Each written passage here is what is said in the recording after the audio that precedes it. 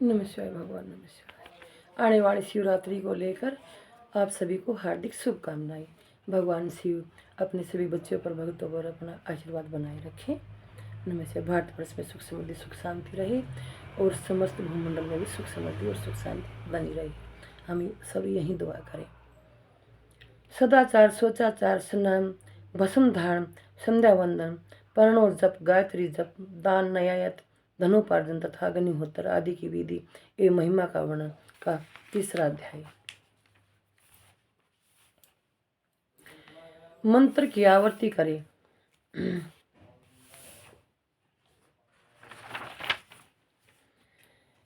भगवान शिव कहते हैं कि घर में अथवा अन्य किसी निज स्थान में आसन पर शिथिलतापूर्वक बैठकर विद्वान पुरुष अपनी बुद्धि को शिथिल करे और संपूर्ण देवताओं को नमस्कार करके पहले प्रणवों का जप करने के पश्चात गायत्री मंत्र की आवृत्ति करे।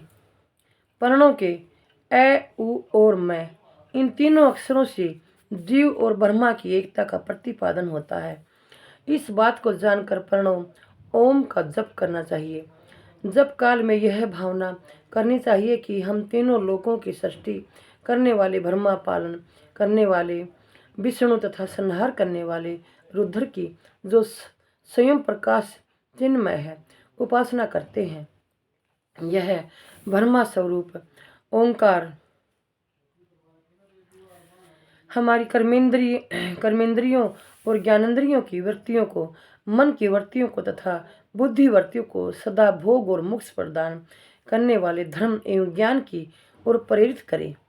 वर्णों के इस अर्थ का बुद्धि के द्वारा चिंतन करता हुआ जो इसका जप करता है, वह निश्चय ही ब्रह्मा को प्राप्त कर लेता है। अथवा अर्थानुसंधान के बिना विपर्णों का नित्य जप करना चाहिए। इससे ब्राह्मण तव की पूर्ति होती है। ब्राह्मण तव की पूर्ति के लिए श्रेष्ठ ब्राह्मण को प्रतिदिन प्रत्येक काल एवं शस्त्र गायत्री मंत्र का जप करना चाहिए। मध्याह्न काल में 100 बार और साय काल में 28 बार जप की विधि है। अन्य वर्ण के लोगों को अर्थात क्षत्रिय और वैश्य को तीनों संध्याओं के समय यथासाध्य गायत्री जप करना चाहिए। शरीर के भीतर मूलाधार, स्वादिष्ठान, मणिपुर, अनाहत, आज्ञा और शस्त्रार्थ ये 6 चक्कर हैं। इनमें मूलाधार से लेकर शस्त्रार्थ तक 6 स्थानों में क्रमश विदेश्वर, ब्रह्मा, विष्णु, इस जीवात्मा और परमेश्वर स्थित हैं। इन सब में महाबुद्धि करके इनकी एकता का निश्चय करें और वह ब्रह्मा मैं हूँ ऐसी भावना पूर्वक प्रत्येक श्वास के साथ 100 सहस्त्र का जप करें। उन्हीं विद्वेश्वर आदि की ब्रह्म रंध्र आदि में तथा इस शरीर से बाहर भी भावना करें।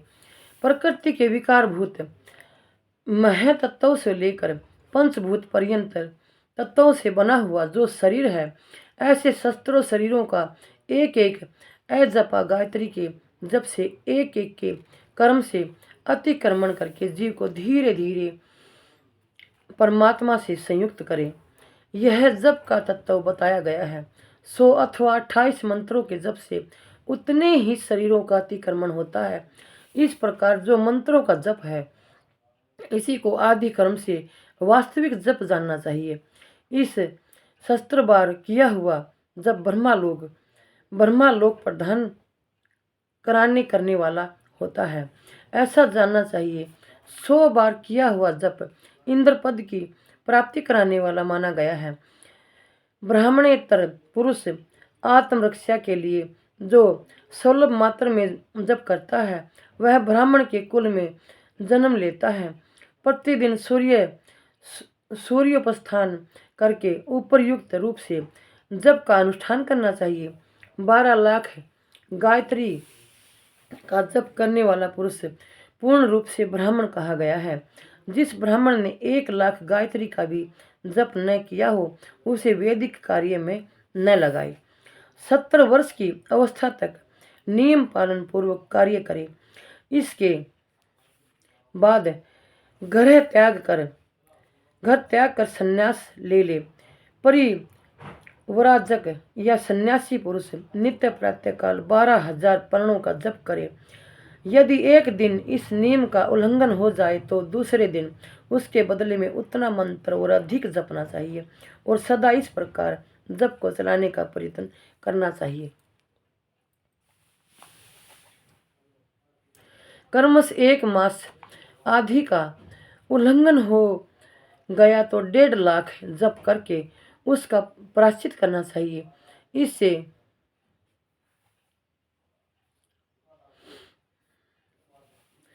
इससे अधिक समय तक नियम का उल्लंघन हो जाए तो पुण्य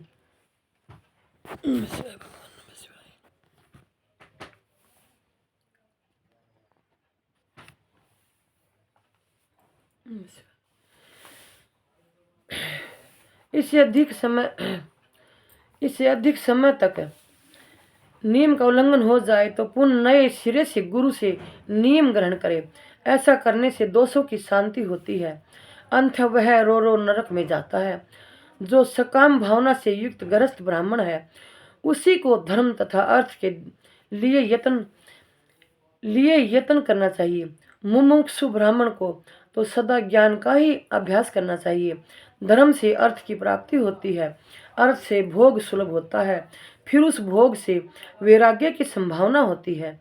धर्म पूर्वक उपराजित धन से जो भोग प्राप्त होता है उससे एक दिन अवश्य वैराग्य का उदय होता है। धर्म के विपरीत अधर्म से उपार्जित हुए धन के द्वारा जो भोग प्राप्त होता है उससे भोगों के प्रति आसक्ति उत्पन्न होती है। मनुष्य धर्म से धन पाता है, तपस्या से उसे दिव्य रूप की प्राप्ति होती है। कामनाओं का त्याग करने वाले पुरुष के अंतकरण की शुद्धि होती है, उस शुद्धि से ज्ञान का उदय होता है, इसमें संशय नहीं है। सतयुग आदि में तप को ही परस्त कहा गया है, किंतु कलयुग में द्रव्य साध्य धर्म दान आदि अच्छा माना गया है। सतयुग में ध्यान से, त्रेता में तपस्या से और द्वापर में यज्ञ करने से ज्ञान की सिद्धि होती है, परंतु इस युग में कलयुग में प्रतिमा भगवती ग्रह की पूजा से ज्ञान लाभ होता है। अधर्म हिंसा दुख रूप है और धर्म सुख रूप है। अधर्म से मनुष्य दुख पाता है और धर्म से वह सुख एवं अभ्युदय का भागी होता है। दुराचार से दुख प्राप्त होता है और सदाचार से सुख। अतः भोग और मोक्ष की सिद्धि के लिए धर्म का उपार्जन करना चाहिए। जिसके घर में कम से कम 4 मनुष्य हैं, ऐसे कुटुंबी ब्राह्मण को जो 100 वर्ष के लिए जीवन निर्वाह की सामग्री देता है उसके लिए वह दान ब्रह्मा लोक की प्राप्ति कराने वाला होता है। एक शस्त्र चांद्रायण व्रत का अनुष्ठान ब्रह्मा लोकदायक माना गया है। जो क्षत्रिय एक शस्त्र कुटुंब को जीविका और आवास देता है उसका वह कर्म इंद्रलोक की प्राप्ति कराने वाला होता है। 10,000 कुटुंबों को दिया हुआ आश्रय दान ब्रह्मा लोक प्रदान करता है।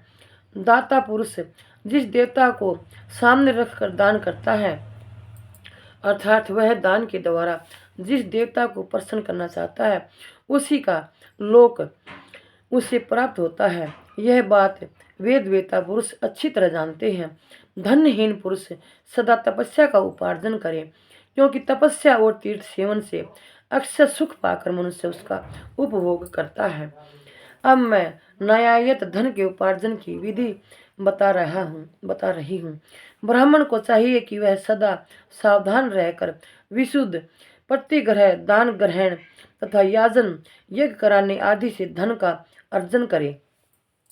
वह इसके लिए कहीं दीनता न दिखाए और न अत्यंत कलेशदायक कर्म ही करे। अक्षरीय बाहुबल से धन का उपार्जन करे और वैश्य कृषि एवं गोरक्षा से न्यायोपराजित धन का दान करने से दाता को ज्ञान की सिद्धि प्राप्त होती है। ज्ञान सिद्धि द्वारा सब पुरुषों को गुरु कृपया मोक्ष सिद्धि सुलभ होती है। मोक्ष से स्वरूप की सिद्धि ब्रह्मा रूप से सिद्धि प्राप्त होती है, जिससे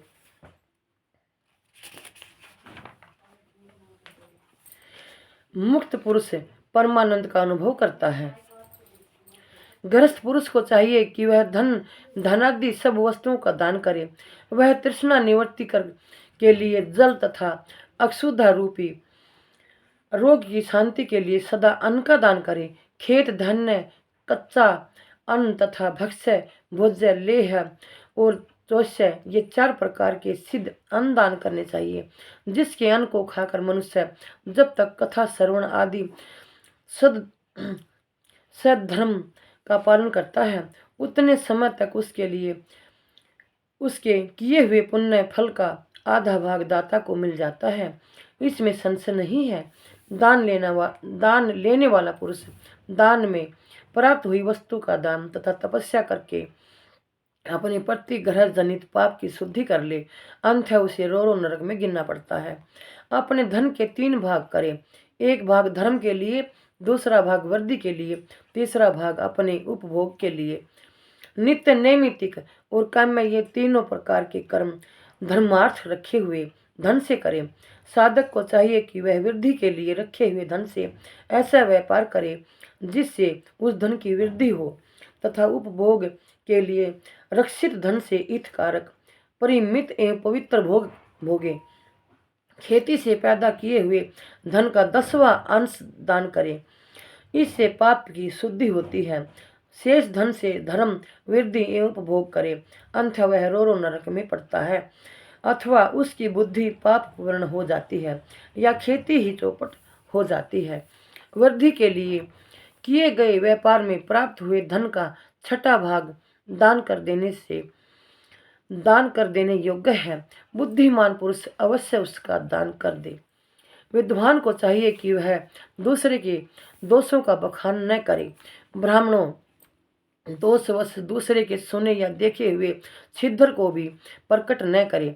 विद्वान पुरुष ऐसी बात न कहे जो समस्त प्राणियों के हृदय में रोष पैदा करने वाली हो। ऐश्वर्य की सिद्धि के लिए दोनों संध्याओं के समय अग्निहोत्र कर्म अवश्य करे। जो दोनों समय अग्निहोत्र करने में असमर्थ हो, वह एक ही समय सूर्य और अग्नि को विधि पूर्वक दी हुई आहुति से संतुष्ट करे। चावल, धान्य, घी, फल, कंद तथा हविष्य, इनके द्वारा विधि पूर्वक स्थाली पाक बनाए तथा यथोचित रीति से सूर्य और अग्नि को अर्पित करे। यदि हविष्य का अभाव हो तो प्रधान होम मात्र करे। सदा सुरक्षित रहने वाली अग्नि को विद्वान पुरुष अजस्त्र की संज्ञा देते हैं, अथवा संध्या काल में जप मात्र या सूर्य की वंदना मात्र कर ले। आत्मज्ञान की इच्छा वाले तथा धनार्थी पुरुषों को भी इस प्रकार विधिवत उपासना करनी चाहिए। जो सदा ब्रह्म यज्ञ में तत्पर होते हैं, देवताओं की पूजा में लगे रहते हैं, नित्य अग्नि पूजा एवं गुरु पूजा में अनुरुक्त होते हैं तथा ब्राह्मणों को तृप्त किया करते हैं, वे सब लोग स्वर्ग लोक के भागी होते हैं।